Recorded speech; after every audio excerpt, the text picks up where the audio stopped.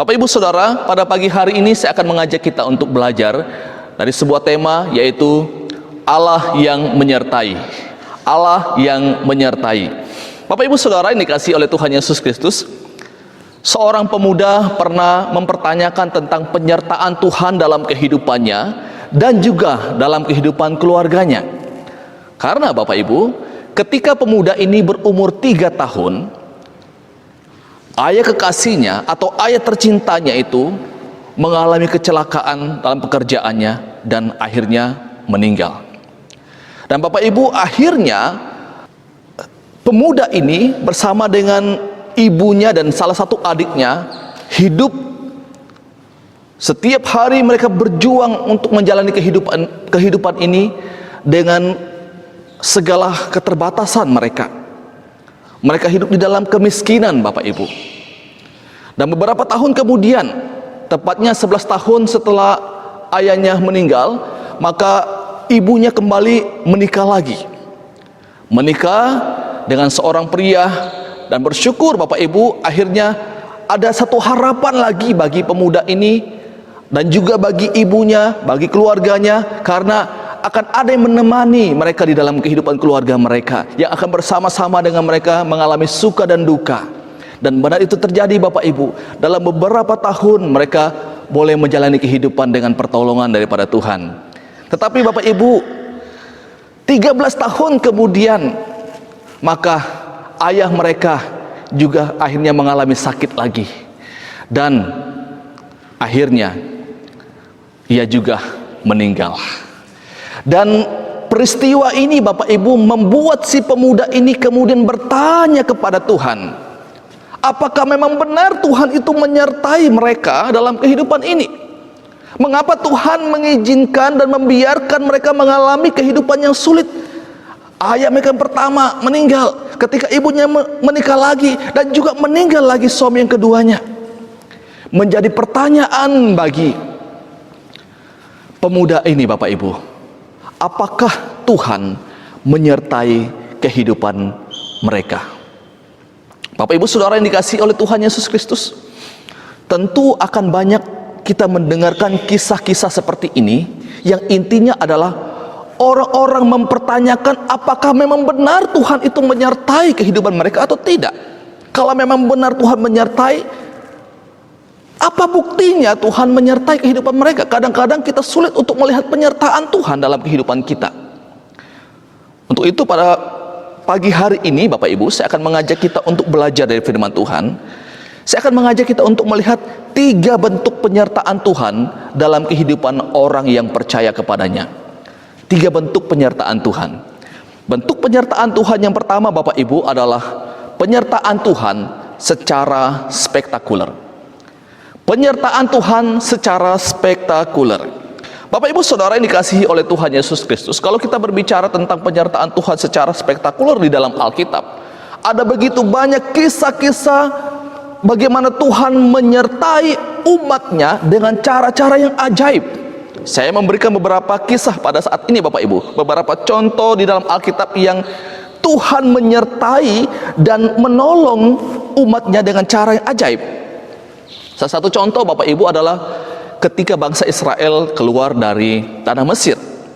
Pertolongan Tuhan itu begitu spektakuler bagi mereka. Ketika mereka dikejar oleh tentara Mesir, oleh Firaun, dan ketika mereka sedang mengalami ketakutan, mereka sudah tidak bisa berbuat apa-apa lagi, Tuhan turun tangan, Tuhan menyertai mereka dengan cara membelah laut Taberau.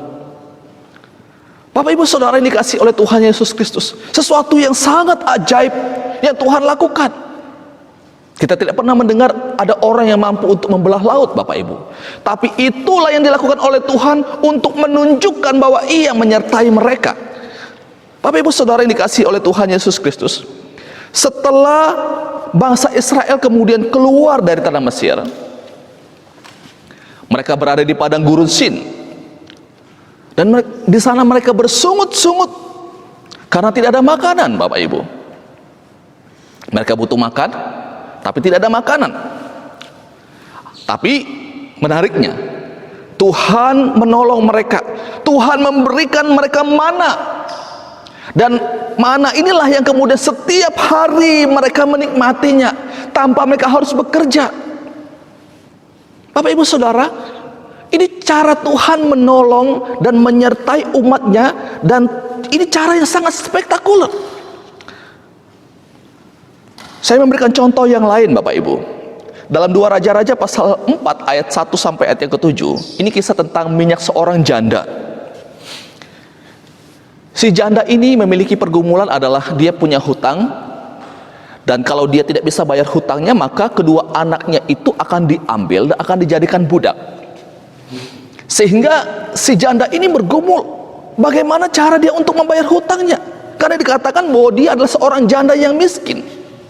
Sehingga singkat cerita Bapak Ibu, si janda ini kemudian pergi mengadu, memberitahukan persoalannya kepada Elisa.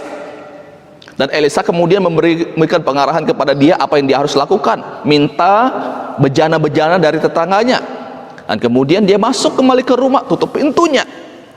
Alkitab memang tidak menceritakan seperti apa proses terisinya buli-buli yang dia minta dari tetangganya. Tetapi yang jelas Bapak Ibu bahwa terjadi mujizat Tuhan di sana. Akhirnya kemudian wanita ini menjual minyak itu, dia bisa bayar hutangnya, dan lebihnya mereka bisa hidup dari situ. Nah, ini kita dapat melihat Bapak Ibu bagaimana penyertaan Tuhan secara ajaib, tanpa mereka harus berjuang mati-matian, harus berjerih lelah. Tuhan turun tangan langsung untuk menyertai mereka.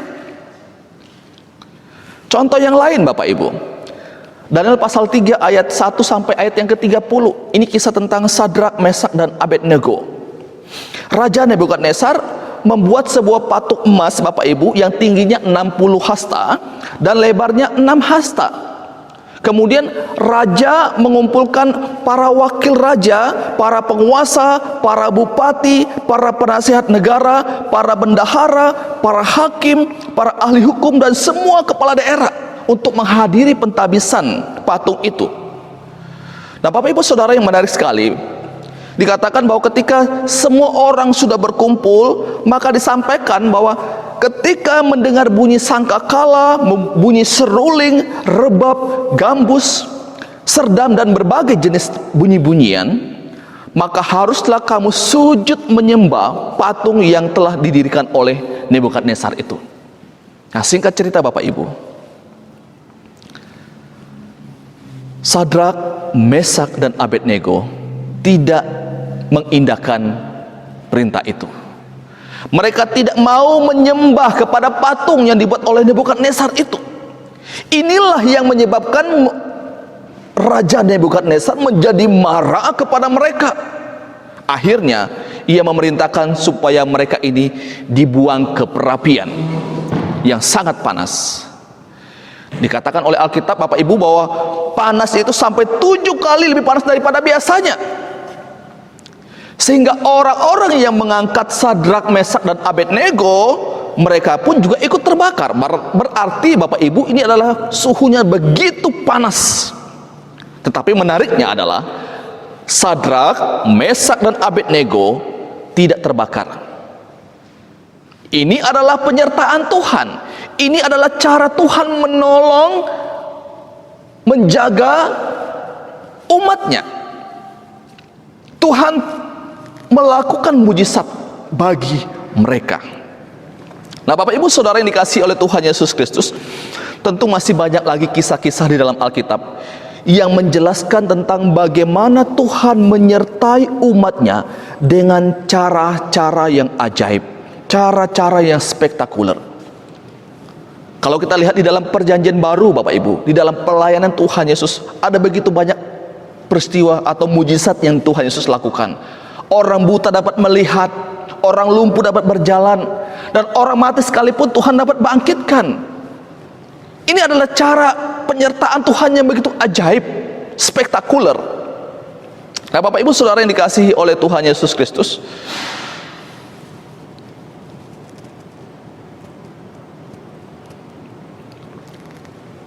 mungkin kita pernah mengalami situasi seperti ini. Tuhan memimpin kita, Tuhan menyertai kita dengan cara yang spektakuler. Waktu kita sakit tanpa kita harus berobat, Tuhan langsung menyembuhkan kita dengan mujizatnya. Bapak Ibu Saudara yang dikasihi oleh Tuhan Yesus Kristus, tentu kita sangat senang ketika melihat penyertaan Tuhan yang begitu nyata dalam kehidupan kita. Kita percaya bahwa sampai hari ini pun penyertaan Tuhan dengan cara yang spektakuler ini, dengan mujizatnya, itu masih berlaku. Tidak ada yang mustahil bagi Allah. Nah sekarang Bapak Ibu, saya akan mengajak kita untuk lihat bentuk penyertaan yang kedua. Bentuk penyertaan Tuhan yang kedua itu adalah dalam hal-hal yang natural. Bentuk penyertaan Tuhan bukan hanya dalam bentuk yang pertama, karena di dalam Alkitab pun juga menjelaskan bagaimana Ia menuntun atau menyertai umatnya dengan cara-cara yang natural, Bapak Ibu. Saya mengambil dua contoh untuk kita pada saat ini. Di dalam Kisah Para Rasul pasal yang ke-21 ayat yang ke-31 sampai ayat yang ke-32.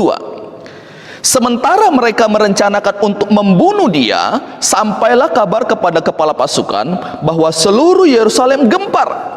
Kepala pasukan itu segera bergerak dengan prajurit-prajurit dan perwira dan maju mendapatkan orang banyak itu. Ketika mereka melihat dia dan prajurit-prajurit itu, berhentilah mereka memukul Paulus. Bapak Ibu Saudara yang dikasihi oleh Tuhan Yesus Kristus, di sini Allah memakai kepala pasukan. Dia memakai para perwira-perwira yang ada, dia memakai para prajurit-prajurit yang ada untuk menyelamatkan Paulus dari ancaman orang-orang Yahudi pada waktu itu.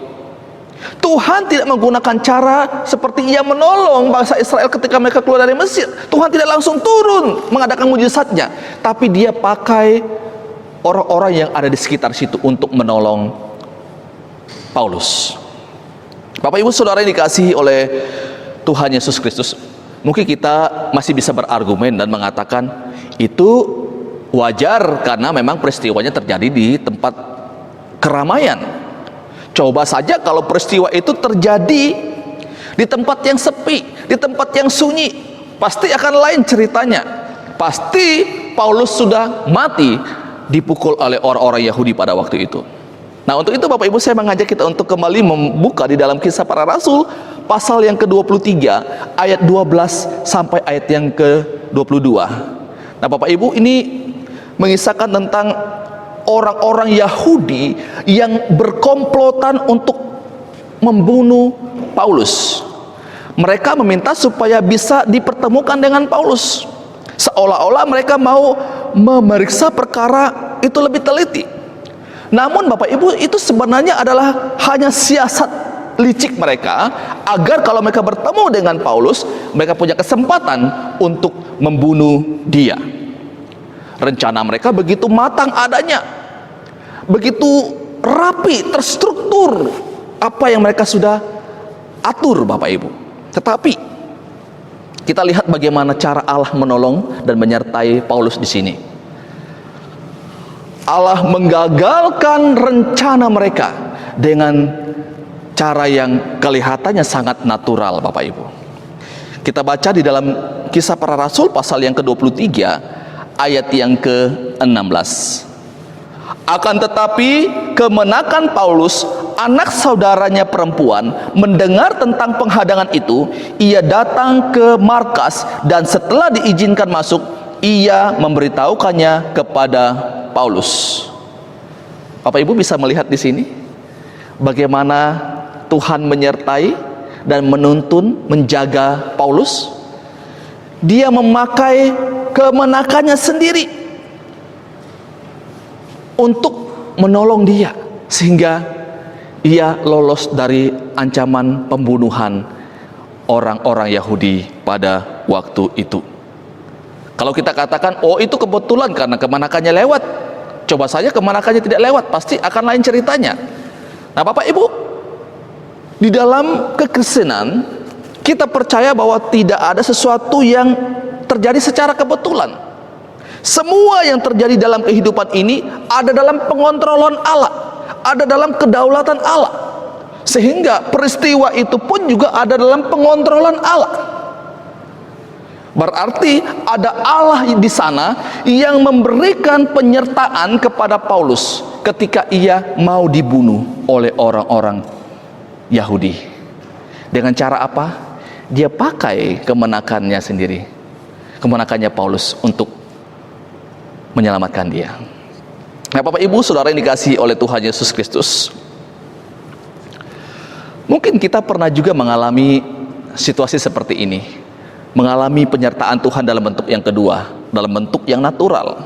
Waktu kita sakit, kita berdoa kepada Tuhan, kita pergi berobat, dan ketika kita istirahat kemudian dengan baik, akhirnya kita sembuh. Nah, kita sembuh itu kelihatannya secara natural karena kita minum obat, kita istirahat dan pergi ke dokter. Tetapi sesungguhnya Bapak Ibu, di balik semua itu ada Tuhan yang bekerja. Bapak Ibu Saudara yang dikasihi oleh Tuhan Yesus Kristus, ini adalah bentuk penyertaan Tuhan yang kedua. Sekarang saya akan mengajak kita untuk melihat bentuk penyertaan Tuhan yang ketiga. Penyertaan Tuhan yang ketiga yaitu dalam kesulitan dan penderitaan. Penyertaan Tuhan yang ketiga adalah dalam kesulitan dan penderitaan. Nah, Bapak Ibu Saudara yang dikasihi oleh Tuhan Yesus Kristus, penyertaan Tuhan dalam bentuk penderitaan dan kesulitan ini banyak orang tidak bisa memahami dan bahkan tidak siap untuk menerima bentuk penyertaan seperti ini, Bapak Ibu. Mengapa? Karena dalam diri manusia itu sudah tertanam bahwa kalau yang disebut penyertaan Tuhan itu selalu hal-hal yang baik, hal-hal yang dilepaskan dari bahaya, diberikan kesembuhan, semua hal-hal yang berhubungan dengan materi, karir, keluarga yang aman tanpa masalah. Orang selalu melihat bahwa itulah bentuk penyertaan Tuhan. Tetapi Bapak Ibu Saudara yang dikasihi oleh Tuhan Yesus Kristus, sesuatu yang kelihatannya ketika menghadapi kesulitan, menghadapi penderitaan, kadang kita sulit untuk melihat apakah memang benar ada penyertaan Tuhan di sana. Tetapi sungguh disayangkan Bapak Ibu bahwa Alkitab tidak mengajarkan kita hanya tentang penyertaan Tuhan secara spektakuler. Alkitab tidak hanya mengajarkan kita tentang penyertaan Tuhan secara natural, tetapi bentuk yang ketiga juga Tuhan pakai untuk menyertai saya dan saudara. Saya mengajak kita untuk melihat beberapa kisah Alkitab, bagaimana Tuhan menyertai mereka ketika menghadapi situasi-situasi yang sulit. Contoh yang sangat familiar bagi kita adalah Yusuf dalam Perjanjian Lama, Bapak Ibu. Ketika Yusuf dijual ke Mesir oleh saudara-saudaranya, kita akan melihat apakah ada penyertaan Tuhan. Kenapa Tuhan biarkan Yusuf harus dijual ke Mesir? Kenapa Tuhan tidak selamatkan dia dan menghadang apa yang dilakukan oleh saudaranya pada waktu itu? Seakan-akan kita lihat Tuhan membiarkan Yusuf di dalam situasi seperti itu. Dan setelah Yusuf ada di Mesir, dia berada di rumah Potifar, Bapak Ibu. Istri Potifar kembali memfitnah dia. Dan itulah yang menyebabkan Yusuf masuk ke dalam penjara. Nah, ini sesuatu yang tidak menyenangkan. Kesulitan yang dialami oleh Yusuf. Kita mungkin akan berkata, apa benar ada Tuhan menyertai dia? Apa benar Tuhan menolong dia? Kenapa dia harus mengalami kesulitan? Bapak Ibu Saudara, menarik sekali. Di dalam kesulitan demi kesulitan yang dialami oleh Yusuf, ketika ia dijual oleh saudara-saudaranya, diperlakukan dengan cara yang tidak baik oleh saudara-saudaranya, difitnah oleh istri Potifar di Mesir, Bapak Ibu. Tetapi di dalam Kejadian pasal 39 ayat yang ke-21 berkata seperti ini. Tetapi Tuhan menyertai Yusuf dan melimpahkan kasih setianya kepadanya. Tuhan menyertai Yusuf. Ketika ia berada di rumah Potifar, Tuhan menyertai dia. Dan kalau kita membaca di dalam Kejadian pasal 39 secara keseluruhan, Bapak Ibu, minimal di sana kita akan menemukan empat kali kata Tuhan menyertai Yusuf. Diulang Bapak Ibu Saudara yang dikasihi oleh Tuhan Yesus Kristus, ini artinya bahwa ketika Yusuf di dalam kesulitan, dia diperlakukan dengan cara yang tidak baik, Tuhan tidak tinggalkan dia. Tetap ada Tuhan yang menyertai dia bersama-sama dengan Yusuf. Contoh yang lain Bapak Ibu, bangsa Israel di dalam Keluaran pasal 13 ayat yang ke-17 sampai ayat yang ke-22. Ketika bangsa Israel keluar dari tanah Mesir dan mereka menyeberang laut Teberau, Bapak Ibu, mereka disertai oleh Tuhan. Dan setelah itu mereka melanjutkan perjalanan yang panjang di padang gurun Syur. Dan dikatakan oleh Alkitab, 3 hari lamanya mereka berjalan di padang gurun Syur. Mereka mulai kelelahan, mulai haus, dan mereka tidak mendapatkan air untuk diminum. Bapak Ibu bisa bayangkan selama 3 hari tidak mendapatkan air untuk diminum. Wah, itu sesuatu yang sangat tidak menyenangkan Bapak Ibu. Dan puncak kekecewaan mereka ketika mereka sampai di Mara, mereka melihat sebuah oase yang jernih. Dan ketika mereka mau meminumnya, ternyata airnya terasa pahit. Sehingga mereka bersungut-sungut, mereka ngomel kepada Musa. Pertanyaannya adalah, apakah Tuhan tidak menyertai mereka sehingga tidak memberikan air kepada mereka ketika mereka butuh air pada waktu itu? Alkitab menjelaskan dengan sangat jelas Bapak Ibu, meskipun mereka di dalam kesulitan tidak mendapatkan air selama 3 hari, tetapi tetap ada penyertaan Tuhan dalam hidup mereka. Dari mana kita bisa tahu?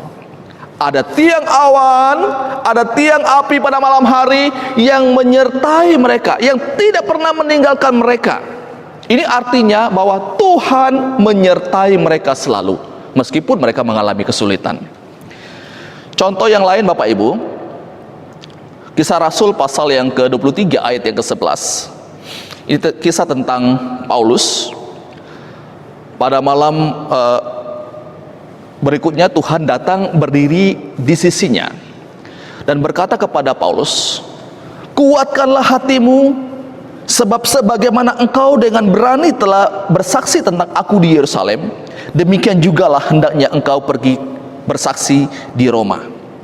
Nah, ayat firman Tuhan ini Bapak Ibu, ada penafsir Alkitab yang mengatakan bahwa pada saat itu Paulus cemas, dia gelisah mengenai apa yang akan terjadi dengan hidupnya nanti di Yerusalem.